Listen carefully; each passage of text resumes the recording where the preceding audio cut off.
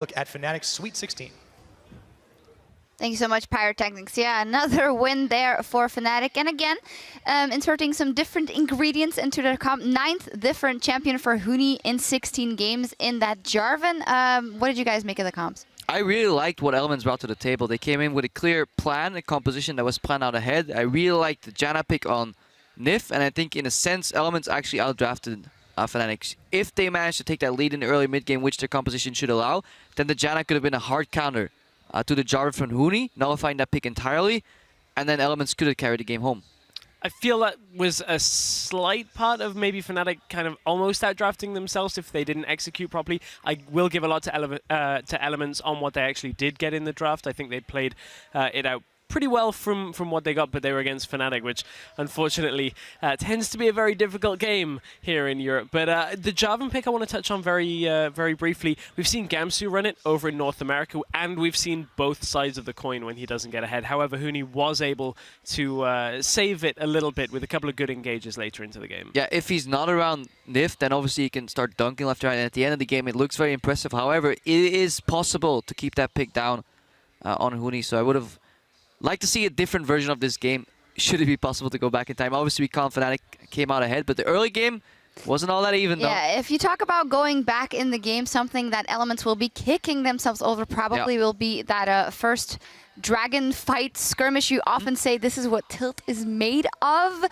If I was playing in that game, if I didn't get a kill, whew. So yeah, a lot of choices to be made here in that replay. Dexter, he can go for the spear hop steal, but now he changes his mind because he sees Reignover, and Reignover goes low, so he decides to opt for the kill and then the steal. However, he forgets about the heal. He goes back, and if one more hit would have landed on the Dragon earlier, any more auto attack, Dragon would have been secured. However, Reckless picks it up, Taunt barely gets him. Huni going down here. Febiven, I think, makes it out alive. Gravity Field stuns Tabs and Froggen. This is so close to coming out on top of 3 kills for Elements and the Dragon, but it just wasn't quite enough. But testament to Fnatic, they take these risky plays on paper, but they make them work. They're always controlled, like that heal that was full on calculated in a sense, you know, it came out exactly when it had to be.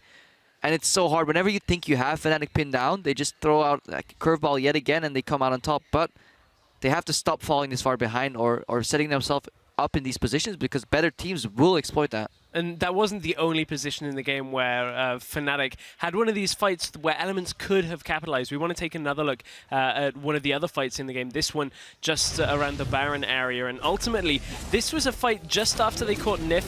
Great engage out of Reignover. They managed to get a lot of damage down, get the carries out of the fight for now. However, as Fnatic are readjusting up towards the Baron pit in just a second, there is a moment here where JWoww could look to triple taunt here, but they don't really feel like they can go for it. Elements are in a bit of an odd position.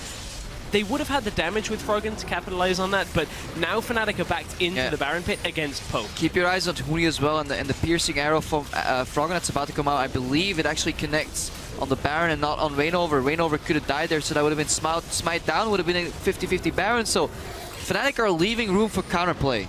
Strategically later in the game when they have the lead, they don't, but these plays, they leave room for counterplay, and it is not impossible to think that Reignover would have died there after the taunt with the arrow. It was so very close. Then the Baron could have been stolen by Froggen. Yes, Febiven was flanking, but it is getting tricky. And obviously Fnatic by far the best team in Europe right now. But looking at Worlds will be interesting. However, it could be true that they're experimenting, you know, being a little loose. Maybe practicing a little less even to prevent the burnout that usually comes around Worlds. Like, we have no insight on what's going on.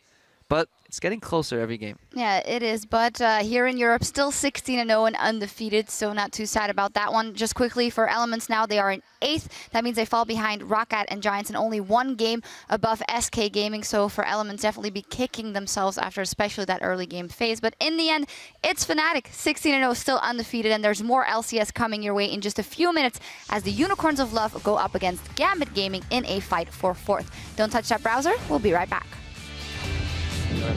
Guys, did you do the checklist? What? Do my taxes? The checklist. Oh my god.